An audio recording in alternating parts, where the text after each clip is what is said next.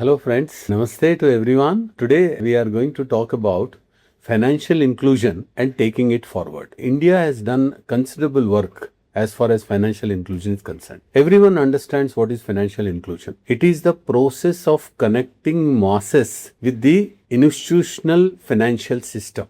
That is, a bank opening an account, an insurance company providing insurance, pension funds providing pension protection, all mutual funds and all financial inclusion is the process of providing a financial connect of the masses with the institutional system. Now, we have been doing very good work as far as financial inclusion is concerned. Based on the Rangarajan Committee's recommendations, a strategic financial inclusion roadmap was laid down way back in 2008, marking the beginning of a systematic effort for banks to reach out to unbanked and underserved segments. So this was the beginning. As a result, banks began to seriously pursue financial inclusion as a business strategy from 2010 with the 3-year board-approved financial inclusion policy, and it was implemented. The foundation of these efforts again goes back to introduction of no-frill accounts in the banking system in 2004-2005, where any person can open an account with a zero balance. That was called no-frill account. This no-frill account, which was introduced in 2004-2005, was converted into basic savings bank deposit account, that is called BSBD account, in the year 2012, where again zero balance is permitted, a debit card is given, and some kind of other minimum facilities are provided where minimum balance cannot be specified by the banks. As usual, public sector banks have large mass of these BSBD accounts with them, as their spread in the rural areas are far more than others. Now, having done considerable work in the financial inclusion from 2010 to 2025, where we have opened large number of bank accounts. Now, Prime Minister's Dhan Yozana, that is PMJDY, introduced in 2014, has facilitated opening of 58 crore accounts. As a result, today the banking system is having 292 crore bank accounts, and the PMJDY has a balance of about 3.08 trillion rupees as deposits. So PMJDY accounts are not necessarily a zero balance accounts. They have lot of balance in their accounts now. So this has been made possible. The 292 crores bank accounts has led to deposits crossing 260 trillion and advances 215 trillion by March 2026. So, number of accounts, and then loan accounts have surpassed 41 crore. So, not 292, it is 295 crores. 295 crore deposit accounts, 41 crore loan accounts. 295 crores of bank accounts against the population of 140 crores, because many people have got more than 2-3 bank accounts, as a result of which you will find lot of accounts exceeding the population. The network of banking system has also expanded with nearly 215,000 ATMs, which has surpassed the branch network of 160,000 bank branches. So now alternate delivery systems are more aggressive than the brick and mortar bank branches, that is 160,000, ATMs 215,000, and there are 13.5 lakh bank mitras, that is business correspondents, as a result of which you will find that our financial inclusion index from 43.4 in 2017 has reached 70 by March 2026. 55% increase as far as the penetration of the banking system is concerned. The JAM Trinity, which is known as Jan Dhan, Aadhaar and Mobile, this is collectively known as JAM Trinity. When seen together with UPI, that is Unified Payment Interface, and now we are going to have unified lending interface, ULI. We are also going to, I think some banks have already started using, that is digital platform of lending.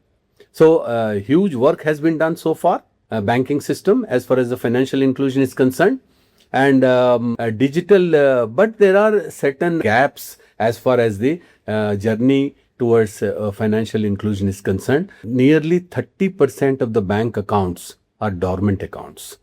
So that is one weak point, and many of them have also low balances, means not very remunerative for the banks.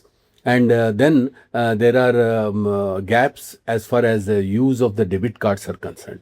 We have issued about 100 crore debit cards, out of which 200 debit cards are not being used by the people who hold this. So that is one deficiency as far as the your progress of financial inclusion is concerned. But notwithstanding that, in the first phase between 2010 and 2025, considerable work has been done by the banking system in connecting the masses with the banking system. Now, tagging is done, but not all of them are using the banking system to the fullest extent by borrowing money, repaying money in time, and circulating the capital. That is not happening the way it is desired to happen. So that is one thing which needs to be done. As a result of which, Reserve Bank of India has, in the month of December, released what is known as National Strategic Financial Inclusion Roadmap 2025-30. That is next 5 years from 25 onwards. It is laying down the roadmap for deepening of financial inclusion. Now, we have done a lot of job in connecting with the masses, but we haven't done that considerable job as far as prompting them to do business. Having an account is one thing, but transacting through the account is the most important thing that is required. So, in the NSFI, that is a National Strategy for Financial Inclusion 2025-30, provides the roadmap for universal access to financial services. Universal access to financial services is the one pillar as far as the NSFI is concerned. The second pillar is adequate and timely delivery of credit to the productive sectors of the economy. Unless the entrepreneurship develops, the economy cannot develop. Then access to livelihood and financial services. Access to livelihood, so that we create livelihood for the masses through self-help groups, connecting with the self-help groups and seeing that the micro enterprises are given the kinds of finance that is required. Access to micro insurance and pension protection, and improving quality of financial services. That is also very, very important as far as financial inclusion is concerned. That is why Niti Aayog has labeled the next phase of financial inclusion as Financial Inclusion 2.0. Financial Inclusion 1.0 was about connecting with the masses. Financial Inclusion 2.0 is deepening the relationship.